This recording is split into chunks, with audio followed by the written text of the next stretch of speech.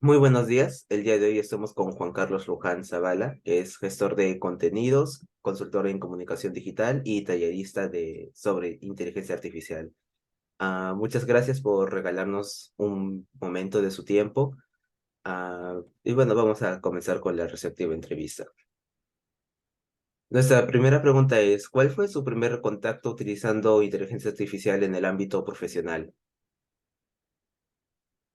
El primero realmente, en lo que es inteligencia artificial generativa, fue febrero de este año. Digamos que hay que diferenciar una cosa. Una cosa es la inteligencia artificial tradicional y otra es la inteligencia artificial generativa. La tradicional, digamos que la hemos usado sin darnos cuenta. Por ejemplo, el correo electrónico Gmail, cuando veíamos que los correos publicitarios los mandaba una bandeja spam, o cuando, por ejemplo, teníamos una cuenta en Netflix y nos sugería automáticamente el algoritmo que viéramos otras series similares y las sugerencias eran diferentes a otras personas en la familia, lo mismo cuando comprábamos algo en Amazon, te decía también puedes comprar esto, aprovecha este descuento. Digamos que eran recomendaciones que nos daban, ¿no? También cuando veamos Siri en el celular, eso es inteligencia artificial, pero claro, no era concebida como inteligencia artificial generativa. A partir de la aparición de ChatGPT es cuando en noviembre del 2022, justo hace un año, es cuando ya comienza digamos, a hablarse de modelos de lenguaje capaces de interactuar con uno a través de texto preliminarmente, ¿no? Después eso evolucionó hacia el tema de videos y audios, y ahora con lo que va a lanzar Google en enero, pues la cosa es mucho más revolucionaria, ¿no? Bueno, dentro del uso de la inteligencia artificial en el periodismo, ¿ha notado algún impacto en la interacción entre el periodista y su audiencia? ¿Piensa usted que la ha modificado de cierta forma? Sí, yo creo que sí, he hablado con muchos colegas periodistas y también con profesores y ellos lo usan principalmente para corregir textos. Digamos que eso no es visible, ¿no? El caso Exitosa o Perú 21, que, por ejemplo, dice, hace 2 días Diana Exitosa, crea niños felices delante con inteligencia artificial. O sea, si analizamos bien el concepto de periodismo, eso no es relevante, pues. Se supone que Claro. el periodismo es para informar, orientar y educar. Entonces, cualquiera puede crear unas imágenes, hasta un niño de 6 años puede entrar a Copilot de Microsoft y hacer una imagen de niños, o sea, en los Andes. No es relevante, eso en realidad es un uso superficial o Y chabacano de la inteligencia artificial. ahora que mencioné el streaming, también puede que suceda algo similar a lo que está sucediendo con él actualmente, que a raíz del auge de la inteligencia artificial generativa, cada empresa trate de crear una propia, generando una competencia entre cuál predomina entre todas. Sí, de hecho, pues se ha desatado una competencia interesante para nosotros. Lo vemos, por ejemplo, los grandes jugadores son Microsoft, Google, Amazon, y después también tenemos a OpenAI, ¿no? Que es la empresa que desató la revolución. Ahora Google ha reaccionado con un nuevo producto que se llama Gemini, que ya lo presentaron ayer y que se supone que en enero va a estar integrado en Google Bard, ¿no? Y también en los teléfonos estos Google Pixel. Y también van a cobrar, obviamente. Entonces, el tema está en que esos cobros pues, son un poco elevados para el promedio del público latinoamericano, ¿no? Entonces, al final lo que vamos a ver es, creo yo, una mayor brecha, ¿no? Digital, pero ya no por un tema de conectividad, pues, sino por un tema de acceso al dinero para poder costear o incorporar esos costos en tu presupuesto mensual, ¿no? Mm. Estamos conscientes de que en muchos casos el problema más que la inteligencia artificial es el cómo la emplean, como ya mencioné algunos ejemplos anteriormente, pero ¿podría remarcar algún caso dentro del periodismo que usted conozca en el que considere que lo hayan empleado de manera adecuada? He visto unos artículos en el comercio, también en la revista Somos, donde hacen toda una explicación o de cierta forma introducción al uso de la inteligencia artificial generativa. Ahora, eh, si dejamos de lado los medios y vemos los blogs o las cuentas en Twitter o en Instagram o los mismos canales en WhatsApp que hay gente que ha desarrollado contenido, muchos de ellos han sido periodistas, por mi caso, ¿no? Que yo he sido periodista para un diario. Este, ahí sí desarrollan ese tipo de contenidos que lamentablemente no vemos en los medios, ¿no? Si tú ves, por ejemplo, Twitter, toda la temática está circunscrita a la rivalidad entre fiscales del Ministerio Público, a la liberación de Fujimori y a las, digamos, a la coyuntura política con este gobierno, que hoy día hay una marcha, me parece. O sea, si tú revisas el timeline en Twitter, te vas a dar cuenta que casi todos los que opinan o comparten o comentan están focalizados en esos tres grandes temas. Se ve mucho odio, pero no detecto información constructiva, información que eduque, ¿no? Entonces, ¿dónde encuentro lo otro? La versión contraria la encuentro, pues, por ejemplo, en LinkedIn, la encuentro en Instagram, donde incluso podemos ver lo que están haciendo otros países, ¿no? Entonces, es un tema muy interesante que creo que la gente tiene que abordarlo, ¿no? O sea, o vas por el tema constructivo de aprendizaje en estos tiempos, o te vas por el lado del comentario político, destructivo, el odio, etcétera, etcétera, ¿no? Que al final no conduce a nada, porque discutes con otro que tiene idea diferente, nunca van a cambiar de idea, pero está en ese proceso que, digamos que no conduce a nada, ¿no? O sea, no vas a cambiar el sistema con ese tipo de discusiones en Twitter. Han habido múltiples huelgas en sectores como Hollywood, por ejemplo, mencionando que hay actores humanos temiendo por ser reemplazados por IAs en cierto punto. En ese ámbito y fuera de ese ámbito, ¿cree que es posible que lleguen a reemplazar el factor humano por una inteligencia artificial en el futuro, como muchos presumen? Sí, hay ciertas actividades que sí pueden verse desplazadas, sobre todo aquellas donde no hay eh, creatividad y estrategia. Ejemplo, el trabajo de un traductor. El trabajo de un traductor no demanda mayor, a mi entender, estrategia o creatividad, Digamos que cosa que se ocurre con un docente, ¿no? lo que más demandaría Con un es, profesor. digamos, una interpretación. Depende del contexto en el que se esté dando la situación, ¿no? Una mala traducción o una buena Sí, traducción puede cambiar por completo el sentido de ciertas palabras. pero no es lo mismo pues, que un periodista, ¿no? Un periodista no puede ser reemplazado, por ejemplo, Ya. porque el periodista hace trabajo de campo, observa, analiza, interpreta, habla con la gente. Pero el periodista que está en mesa volteando notas de todo lo que sale en internet, de redes sociales, ese sí puede ser reemplazado. Me dejo entender. El Sí, caso del traductor, por ejemplo, es un traductor, traductor presidencial no, pero el traductor, por ejemplo, de una conferencia, conferencista, como tú dices, una palabra mal explicada, puede conducir un error, pero por ejemplo, hay ciertos trabajos académicos que sí puede funcionar como un traductor. Recuerda cómo era Google Traductor hace 10 años, malísimo, y cómo hoy día ha mejorado con la inteligencia artificial. Ha mejorado un montón en calidad de traducción. Eh, el trabajo de las secretarias, por ejemplo. Ese trabajo de asistente administrativo se puede desplazar porque hoy en día tú con cualquier sistema de conversación puedes hacer cartas de presentación, responder correos de manera directa, sin necesidad de tener una persona que solo se siente para hacer cartas o atender el teléfono o recordar tu cita o tu programación. A menos que lo que sí los puede salvar es que si esa secretaria aprende a usar la inteligencia artificial generativa, pues ya va a poder hacer 30 cartas en un día, 30 mensajes. ¿Por qué? Porque ahorras eficiencia y tiempo. Entonces, claro. si el traductor se involucra en el tema y detecta pues que no, mira, mis servicios son diferentes a lo que te da Google Traductor u otra herramienta, pues o sea, como yo digo, si se sube a la ola, en buena hora, ¿no? Pero si, por ejemplo, como pasó con los periodistas antes, ¿no? No quieren usar la computadora, se quedaron con su máquina de escribir y al final fueron desplazados. No es un tema de edad, de los viejitos, que no sé qué, es un tema en realidad, la edad es un número, es un tema de actitud. En el caso de los actores de Hollywood que tú preguntabas, claro, la preocupación está por los que hacen doblaje de películas, por el hecho que ya hay empresas que están ofreciendo la capacidad de hacer animaciones. Creo que Coca-Cola hizo un comercial hace unos meses usando justamente uno de estos programas.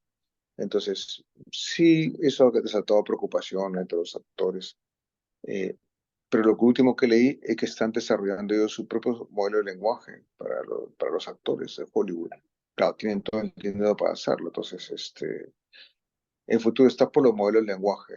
Yo pienso que, por ejemplo, los grandes diarios, los que tienen recursos, podrían desarrollar su propio modelo de lenguaje eh, que esté focalizado solo en periodismo, de tal manera de que todo ese trabajo de edición, de corrección de textos, lo puedan hacer con su propio modelo de lenguaje instalado en sus computadoras en la redacción, mientras tengamos en la calle a los reporteros, digamos, movilizándose para cubrir la información. Pero en mesa ya tendría menos editores, porque tendríamos estos sistemas inteligentes que tienen la capacidad de responder a tus expectativas, ¿no?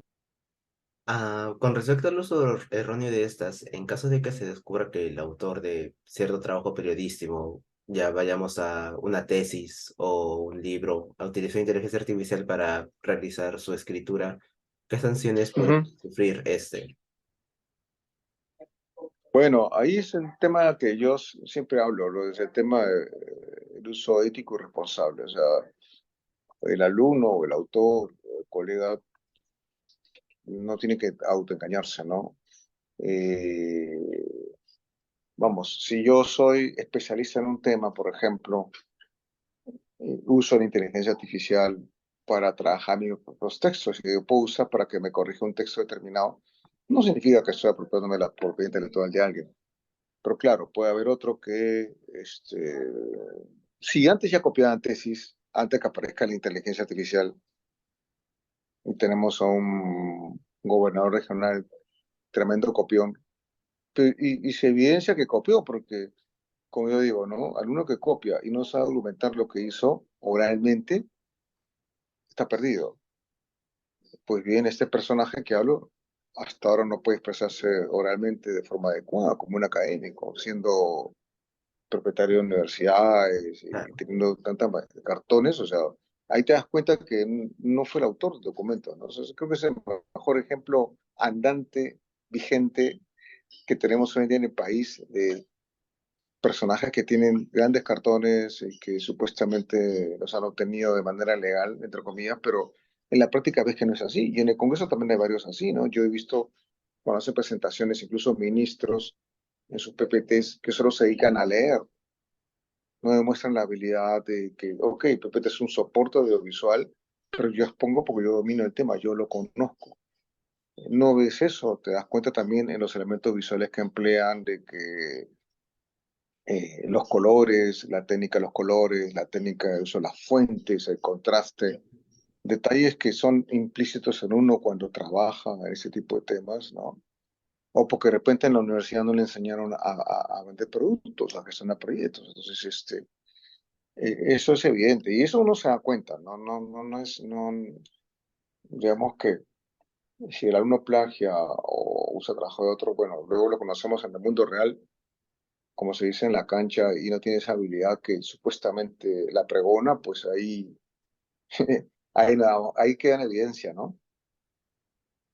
Y bueno, siendo una era en la que es una herramienta recién implementada, es notario como muchos estudiantes, tanto de secundaria como universitarios, están empezando a emplear el ChatGPT de más, ¿no? Que es el más popular. En ese caso, ¿cree usted que eso conlleve a una afección en la carrera Sí, futuro? sí, lo que dices es cierto. El problema está en que lo están usando, pero lo están usando de manera equivocada. O Eso. sea, Es como el Internet mismo, en realidad es una herramienta con bastantes ventajas, pero que si es que uno no sabe utilizarlo bien, va a terminar afectándose a sí mismo sin darse cuenta al lamentarse. exacto, exacto. Eso es lo que dice muy cierto. Yo lo he visto de cerca.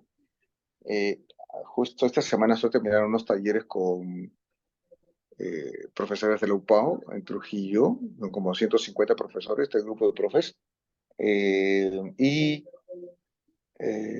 después de los talleres, la conversación que sostengo con ellos, entienden mucho mejor cómo hay que usar la inteligencia artificial. Ya la venían usando, pero ahora entienden los alcances y los niveles que te permiten generar, pero además entienden que eso hay que transmitirle a los alumnos, ¿no? Entonces, El tema es que no ser sorprendidos por los alumnos.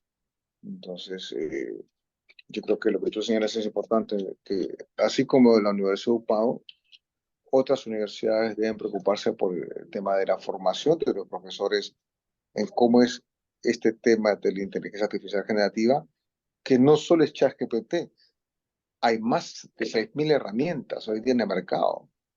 50 son las más populares. De las 50 populares, según un estudio que salió hace unos días, 20 utilizo yo, o he utilizado o he experimentado, así intensamente.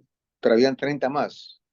Pero claro, de esas 30 más, no todas son ideales para un profesor o para un alumno, porque por ejemplo hay algunas que toman identidad de animes, tipo, ¿te acuerdas de los Tamaguchi? Ok, es virtual, Claro. y tú interactúas con ellos, haces preguntas, o sea, es como una otra, como una persona, pero está considerado como uno de los más populares. Lo usan mucho en Estados Unidos. Y, por ejemplo, el uso de eso no te genera productividad, es solamente lúdico. Entonces, eh, creo que por eso es importante orientar, no solo al profesor, sino también luego que el profesor orienta a sus alumnos. Y bueno, hablando de digamos, la capacitación que requieren los profesores en cuanto a detectar trabajos utilizados, o bueno, creados o no creados en ChatGPT, ¿tiene algún Sí, consejo o alguna manera usted de verificar si es que, digamos, un artículo es escrito propiamente por la persona o ha utilizado como base la herramienta, la inteligencia artificial? hay algunas herramientas en línea, pero no son 100% eficientes. Creo que, como yo he recomendado a profesores, la mejor forma de detectar si el alumno hizo o no ese trabajo es sometiéndole a exposición oral, ¿no? Creo Mm. que debemos volver a ese tipo de evaluaciones con los alumnos, ¿no? En 5 minutos explícame lo que has hecho. Y ahí uno se va a dar cuenta si realmente hizo o no hizo ese trabajo. También mencionó una gran cantidad de inteligencias artificiales actualmente. Evidentemente, el más conocido es ChatGPT, pero en su ámbito, digamos, más personal, ¿tiene alguno que destaque para usted, que utilice más que el resto? Sí, eh, Claude o Claude es uno de ellos, que es muy bueno. Y Perplexity, pero no da ciertas limitaciones, ¿no? Ahora, ChatGPT 4 es el más completo, pero tiene un costo de 80 soles mensuales, pero te permite hacer gráficos, infografías o mapas mentales, no, más que infografías, mapas mentales, rápidamente. Si antes me tomaba una hora en hacer un mapa mental, acomodando los cuadritos, extendiéndolos, ahora solamente le pones el listado y te lo hace en segundos, ¿no? Y incluso te da la opción de editar para mejorarlo. Entonces, eso me parece muy bueno. Pero sí, interactuando tanto con Claude como con Copilot y con ChatGPT 3.5 y Perplexity en simultáneo, o sea, con las 4 ventanas, sí, pues hace trabajos interesantes, ¿no? Y también han surgido múltiples denuncias con respecto a derechos de autor. Por ejemplo, el autor George R. Martin de las novelas de Game of Thrones dijo que va a denunciar al creador de ChatGPT por derechos de autor al estar utilizando frases de sus obras dentro de la inteligencia artificial. La inteligencia artificial realmente es capaz de, digamos, infringir los derechos de autor, porque en Internet puedes encontrar esas mismas líneas, ¿no? Y hay gente que cree que más bien las denuncias son por temor a lo que es capaz de hacer esta inteligencia artificial con las obras, ¿no? En realidad, o sea, no es que te reproduce la obra, copia los estilos. Es un tema que, bueno, está en debate en Estados Unidos, en discusión, incluso los medios de comunicación han reclamado que les paguen regalías porque ChatGPT utiliza información de páginas web. Eh, Algunos han llegado a un acuerdo porque consideran de que empobrece más a los medios digitales allá. Lo cierto es que es interesante porque si bien antes era Google el que divulgaba las noticias de manera gratuita, sobre Google se puso ahora ChatGPT, ¿no? Que extrae información de las páginas web y te recompone. Porque ChatGPT lo que hace es se alimenta de información ya publicada y te la entrega de otra manera. O sea, como llamamos, te voltea la información. Entonces, Hay varios reclamos y amenazas también de artistas digitales por el tema de la generación de imágenes, ¿no? Porque copia estilos también. Puede ser una foto que lo haga al estilo Van Gogh o al estilo Dalí y te lo hace, te lo hace. Entonces, yo creo que el tema de lo digital, pues justamente permite eso, ¿no? El remixeo remix de horas. Eh, entonces, es un tema en realidad que o busca visibilidad del autor o busca dinero, ¿no? O sea, tenemos también habló hace poco Yuvino, este famoso historiador israelí, que está preocupado por la inteligencia artificial y sus grandes avances. Lo que pasa es que hablan sin probarlo. O sea, mucha gente habla porque vieron ChatGPT y creen que eso es todo. En realidad, hay más herramientas, hay más acciones. Bueno, es eh, normal que el ser ¿no? humano le tenga miedo a algo justamente que no conoce, porque no lo conoce, no se han dado la tarea de investigar más a fondo del tema realmente, ¿no? Claro, el tema es investigar, como tú dices, ¿no? O sea, probar la herramienta. Yo, mientras no la experimento, es como, mientras yo no conviva con un perro, yo no puedo hablar de las personas que critican a los que tienen perros porque los humanizan. Entonces, sin haber tenido un perro, critican a otro, ¿no? Es igual, o sea, sin experimentar la herramienta, comienzan a criticarla. Yo creo que es una evolución natural, o sea, del avance en la tecnología, ¿no? Entonces, es inevitable, ¿no? Es como si cuando apareció el tren, mucha gente creía de que el paso del tren por los rieles, iba a provocar enfermedades, que iba a salir menos, etcétera, que generó mucha preocupación el desarrollo del tren. Lamentablemente en Perú el sistema ferroviario no se desarrolló, pero en otros países como Argentina, por ejemplo, tiene un sistema impresionante, ¿no? De transporte de personas y carga. Y en Estados Unidos y Europa ni hablar. O sea, puedes conocer otros estados y otros países de manera económica gracias al tren, ¿no? Y Japón Están igual. países Entonces, interconectados en Europa por un solo tren, ¿no? sí, pero lo que causó al comienzo fue una gran preocupación, ¿no? Entonces, es lógico y normal la preocupación que desata el hombre. Y ojo, desata preocupación entre grandes intelectuales, ¿no? Entre gente muy reconocida, ¿no? Es lo interesante, ¿no? Muy bien, en ese caso eso sería todo por el momento. Nuevamente, muchas gracias por estos minutos de su tiempo. Y bueno, ya nos estaremos encontrando en una siguiente ocasión. Ok, muy bien, gracias.